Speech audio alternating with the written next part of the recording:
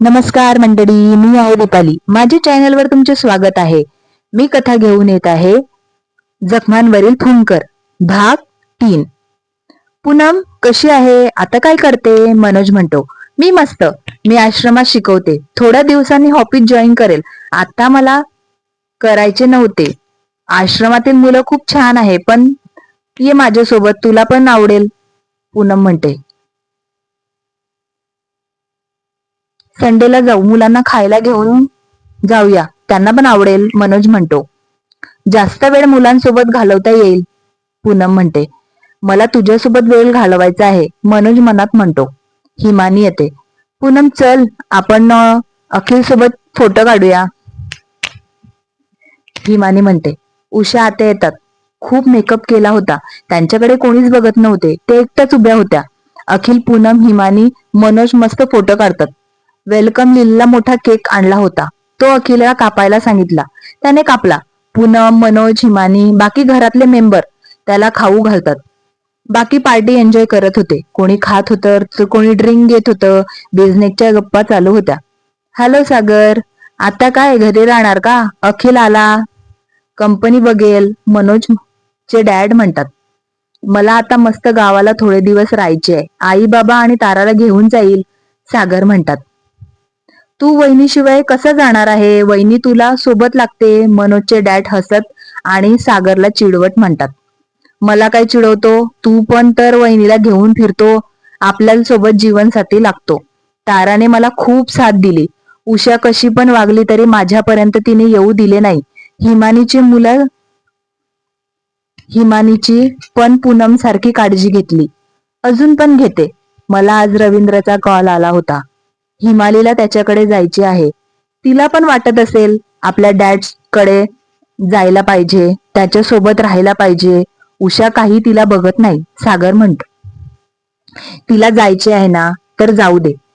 तिला पण थोडं बरं वाटेल. रवींद्र खूप चांगला आहे. त्याने आता त्याचा बिझनेस चालू केला, मनोजचे डॅड म्हणतात. कोणता बिझनेस? सागर म्हणतात. कपड्यांचा आहे. छान चालू आहे. मनोजचे डॅड म्हणतात. चांगला आहे. उषामुळे मला त्याच्यासोबत बोलता येत नाही, सागर म्हणतात. काय गप्पा मारत आहे? मस्त डान्स करू, मनोजची आई म्हणते. आता आपण डान्स करायचं काय? मनोजचे डॅड म्हणतात. तुम्ही काय म्हातारे झाले का? डान्सला वय लागते काय? आपण कधी पण करू शकतो. ते बघा मावशी काका कसे डान्स करत आहे. काका बघा मावशीवर अजून किती प्रेम करतात, मनोजची आई म्हणतात. भाऊची किती भाव खातात. चला डान्स करू. तुम्ही पण चला, तारा म्हणते. सागर मान डोलवतो. ते डान्स करायला जातात. तिथं गाणं लावलेलं असतात. मैं डालू ताल पे भंगड़ा, तू भी जिद्दी पाले, चले सा रंग जमा दे, हमके बने सभी मतवाले, मन मन कहे मैं ले जाऊ, चांद पे सारे तारे, हाथों पे हात रख दे. गाणं लागलं असतं. मनोज नाचायला आला. पूनम, हिमानी, अखिल त्याला पण घेतले. सागर, तारा, मनोजचे डॅड, मॉम, आजी आजोबा पण काही कमी नाही. त्यांनी पण छान डान्स केला. उषा मध्येच आल्या. सगळ्यांचा डान्स करत होते. त्यांनी पण छान एन्जॉय केले. मजा आली ना? माझा मनोज तर या बाबतीत माझ्यावरच गेला आहे, मनोजचे डॅड म्हटले. तुम्ही दोघं अतरंगी आहे. मावशी काका पण काही कमी नाही. आपण थकू पण ते थकत नाही, मनोजचे डॅड म्हणतात. त्यांना कधी एन्जॉय करता आले नाही. आधीपासून थोडी श्रीमंत होतो. खूप काम केले आहे. आता किती एन्जॉय करतात. त्यांना गावाला राहायचे होते. मी त्यांना नको बोललो. आता आमच्या सोबत राहता. काय करणार गावाला एकटे, सागर म्हणतात. माझे आईबाबांचे पण तेच होतं. तुला तर माहिती आहे, पण ते लवकर गेले. मनोजचे डॅड इमोशनल झाले होते. सागरने त्यांना मिठी मारली. अखिल सोबत सगळे बोलत होते. तो सगळ्यांसोबत बोलत होता.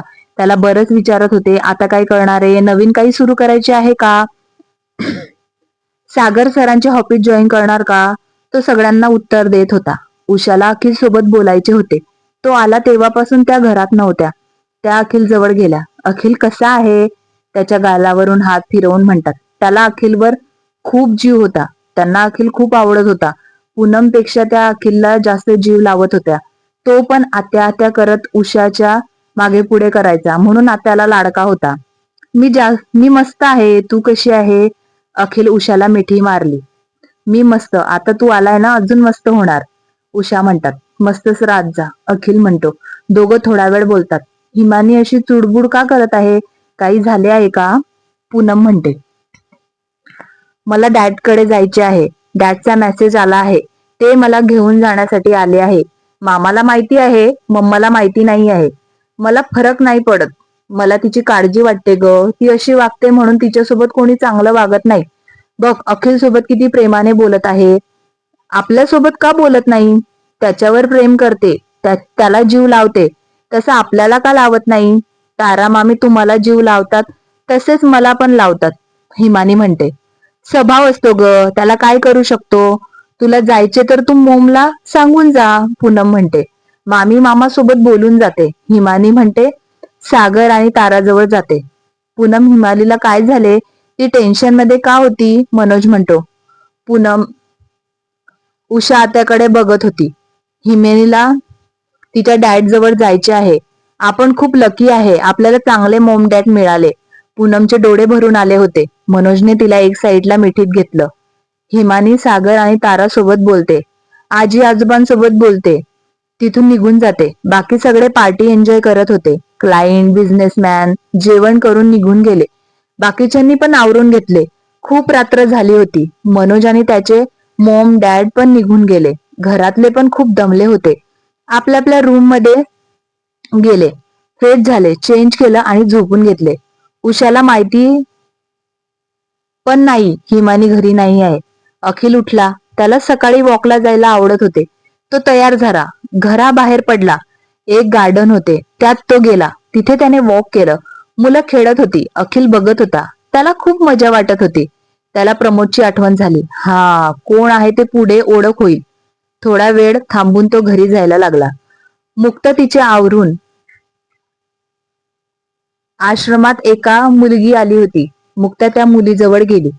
मुक्ता त्या मुलीला हात लावते. ती मुलगी थोडीशी दचकते, घाबरते. अगं अशी का दचकते? मी मुक्ता, ह्या आश्रमात राहते. तू कशी काय आली? मुक्ता म्हणते. ती मुलगी रडायला लागते. मुक्ताला पण तिला बघून रडू येतं. आनंदीबाई पण त्या मुलीसोबत बोलायला आल्या होत्या. पण मुक्ताला तिथं बघितलं, त्या तिथून निघून गेल्या. त्यांना माहिती होतं मुक्ता त्या मुलीला चांगले समजवेल. आनंदीबाई मनात म्हणतात आणि त्या निघून जातात. आता बोल, काय झालं आहे? मुक्ता खूप प्रेमाने त्या मुलीला म्हणते. माझी आई कधीच वारली होती. बाबा होते, ते पण आजारी पडले. ते पण मला एकटी सोडून निघून गेले. मी आता एकटीच पडली आहे. काका काकू आहेत, ते फक्त थोडी जमीनसाठी माझ्यासोबत गोड बोलले. माझे एक गुंड मुलासोबत लग्न करणार होते. मी तिथून पडून आली. माझं सगळं सामान आणले, ती म्हणते. तुझं नाव काय आहे? मुक्ता म्हणते. मी मनीषा, ती म्हणते. पूनमताई येता, तू शिकलेली आहे का? त्यांच्यासोबत इथं मुलांना शिकवत जा, मुक्ता म्हणते. मी शिकवलेली आहे. मी मुलांना शिकवेल. अजून काही करायचे असेल तर ते पण करेल, मनीषा म्हणते. माई सोबत बोलून घे. माझा ऑफिसचा वेळ झाला आहे. मी आता ऑफिसला जाते, मुक्ता म्हणते. ती फक्त मान हलवते. ती मुक्ता सोबत बोलून छान वाटत होते. मुक्ता आवरायला निघून जाते. आवरून बस स्टॉपवर येते. तिला जान्हवी पण येताना दिसते. बस पण येते. दोन्ही पण ऑफिसमध्ये निघून जातात. अखिल रेडी होत होतं. त्याला आज ऑफिसला पहिला दिवस असतो. सागर त्याच्यासोबत जाणार होते. त्यांनी त्याला मॅनेजर दीपक त्याला कॉल करून सगळं सांगितले होते. अखिलने नाश्ता केला. अखिल, आता तू कंपनीला अजून उंचीवर घेऊन जा. खूप नाव कमव, आजोबा म्हणतात. आजोबा, तुमचा आशीर्वाद आहे ना, मग नक्कीच होणार, अखिल म्हणतो. आजोबांना खूप छान वाटते. अखिल मन लावून काम करणार आहे. सागर आणि अखिल ऑफिसमध्ये निघून गेले. दीपक मुक्ताच्या डेस्क जवळ आला. मिस मुक्ता, तुम्हाला सरांनी काम दिले आहे, दीपक म्हणतात. काय काम दिले आहे? मुक्ता म्हणते. दीपक मुक्ताला सांगतात. बघा हा दीपक पण तिच्या जवळ गेला, आपल्याला सांगत नाही, कोमल म्हणते. आपण पण काम करू शकलो असतो ना, सरांनी त्यांना करायला सांगितलं असेल. सरांचा चमचा आहे, पूनम म्हणते. आपण सरांच्या मुलांवर इम्प्रेस पाडू, ते आपल्याला काम सांगतील. मी ऐकलं आहे खूप हँडसम आहे. त्यांनी जर आपल्यापैकी कोणीला सिक्रेटरी बनवली तर किती छान होईल. त्यांच्यासोबत साईटवर पण जाता येईल, हॉटेलला मीटिंग पण जाता येईल. आपल्याला अंडर किती बिल्डिंग तयार होत आहे, कोमल म्हणते. तू खरंच बोलत आहे? मुक्ता, जान्हवी, चेतन त्यांचे काय करायचे? दीपक सर पण आपले ऐकत नाही, पूजा म्हणते. दीपक सरांचे काय घेऊन बसली आहे? आपण नवीन सरांना इम्प्रेस करू, त्यांच्यासोबत बोलू, कोमल म्हणते. छान आयडिया आहे, आपण तसेच करू, पूजा म्हणते. आता आपले काम करू, मुक्ताचे काहीतरी करावेच लागेल, कोमल म्हणते. प्लॅन करू, मस्त अडकवू तिला, पूजा म्हणते. तसेच करू, कोमल म्हणते आणि कामाला लागते. मुक्ता दीपक सरांनी सांगितलेलं काम करत होती. नवीन केबिन बनवली होती. मुक्ता सामान फाईल लावत होती. चेतन आणि जान्हवी बाहेरच बघत होते. सर आले आहे, सगळा स्टाफ इथे या, दीपक म्हणतात. अखिलची ऑफिसमध्ये एंट्री झाली. चेतनने अखिलला फुलांचा बुक दिला. वेलकम सर, चेतन म्हणतो. अखिलला सगळे वेलकम करत होते. कोमल आणि पूजन अखिलच्या मागे पुढे करत होत्या. स्टाफ त्यांना हसून स्वागत करत होते. सागर सरांसारखेच हे पण सर असतील असे ते मनात विचार करत होते. सागर बोलायला लागतात. Hello everyone, good morning all. हा माझा मुलगा अखिल चौधरी आता हा ऑफिस सांभाळणार आहे. मी असणार आहे पण जास्त लक्ष घालणार नाही. तुम्ही जसं मी होतो तेव्हा काम करत होते तसेच आता पण काम करा, त्यांना सपोर्ट करा, सागर म्हणतात. सगळा स्टाफ कामाला लागला. सागर अखिलला त्याच्या नवीन केबिनमध्ये घेऊन जातो. त्याला सगळं पद्धतशीर ठेवलेलं खूप आवडते. डॅड किती छान ठेवलं आहे, मला खूप आवडलं आहे. मिस्टर दीपक, छान केलं, सगळं आवडलं, अखिल म्हणतो. सर मी नाही केलं, मी तर दुसरे बघत होतो, मुक्ता आणि रामूने केलं, दीपक म्हणतो. अखिल आता लागा कामाला, सागर म्हणतात. येस डॅड, अखिल म्हणतो. खुर्चीवर जाऊन बसतो. लॅपटॉप ओपन करतो. डॅड मला शेड्यूल कोण सांगणार, माझी सेक्रेटरी कोण असणार, अखिल म्हणतो. मला वाटते आपण मुक्ताला सेक्रेटरी करू. दीपक बरोबर ना, ती बरोबर सगळं बघेल, सागर म्हणतात. आताच सांगून दे, ती शेड्यूल बनवून आणेल, चित्रा तिला सगळं सांगेल, सागर म्हणतात. येस सर, आताच जातो, दीपक म्हणतो आणि निघून जातो. दीपक मुक्ताकडे जातो. मुक्ता, तुला सरांनी अखिल सरांची सेक्रेटरी म्हणून ओपन केलं आहे, दीपक म्हणतात.